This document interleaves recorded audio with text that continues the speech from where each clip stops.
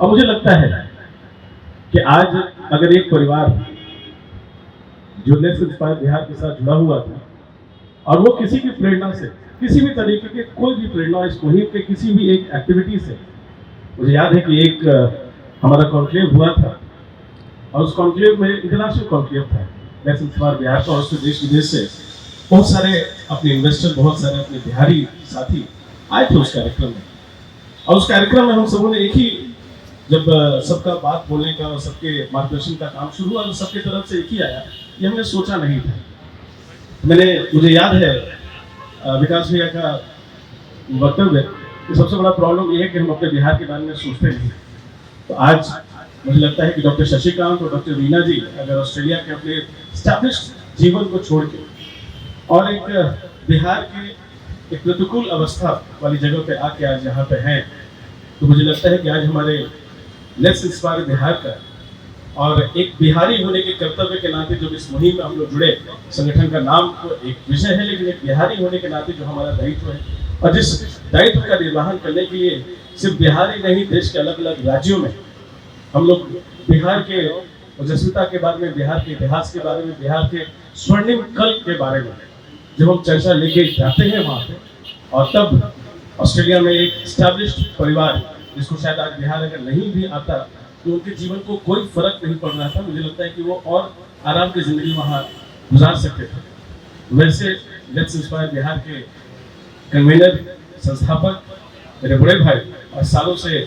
जिनके साथ काम करने का, जानने का और अनुसरण भी करने का अगर कहूँ तो राजनीतिक पॉलिटिकल लाइफ अपनी जगह पर चलता है, उसमें कहीं कोई ये नहीं। वैसे मेरे बड़े भाई आदरणीय विकास वैभव जी, हम सबों के मार्गदर्शक और जिनकी कहानी, एक कहानी अभी निशिका अभी शशिकांत जी सुना रहे थे कि कैसे किसी परेशानी में किसी के लिए खड़े होते हैं। तो एक कहानी शशिकांत जी की है, ऐसी कम से कम सैकड़ों कहानियां मेरे पास है और यहाँ जितने लोग हैं उसमें लगता है कि 50% से 60% कम से कम ऐसे लोग होंगे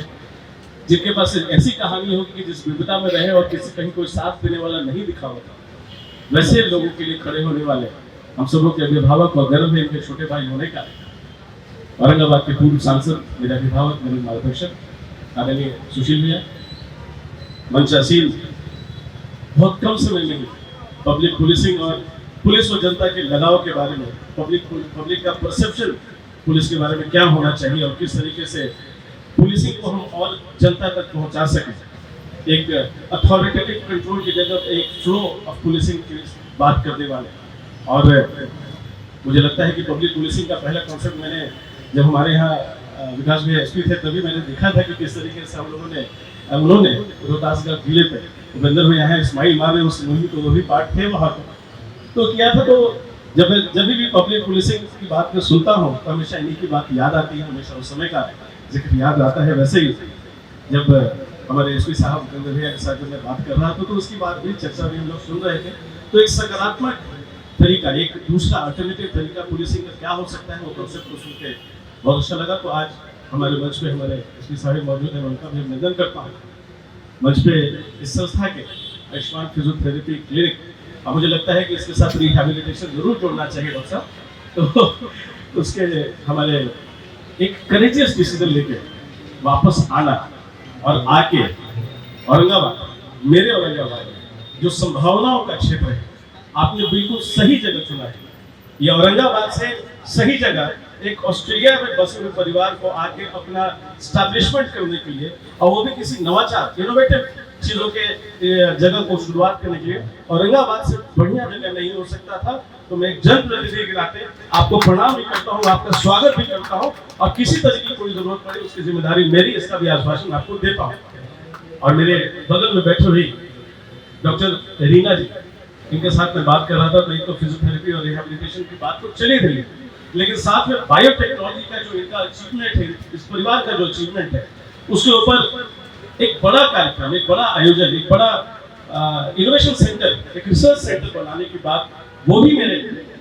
इस जिले की धरती पे आपने तैयारी की है, उसके लिए आपने सोचा भी है। इसके लिए मैं आपका धन्यवाद करता हूँ। और आपके इस एस्टैब्लिशमेंट में अगर कहीं इस पूरे मंच की जरूरत पड़ती है, आप शुरू करें। ये औरंगाबाद की धरती है, यहाँ पे इनोवेशन और यहाँ पे एस्टैब्लिशमेंट की इससे अनुकूल जगह आपको नहीं मिलने वाला है। पूरा प्रशासन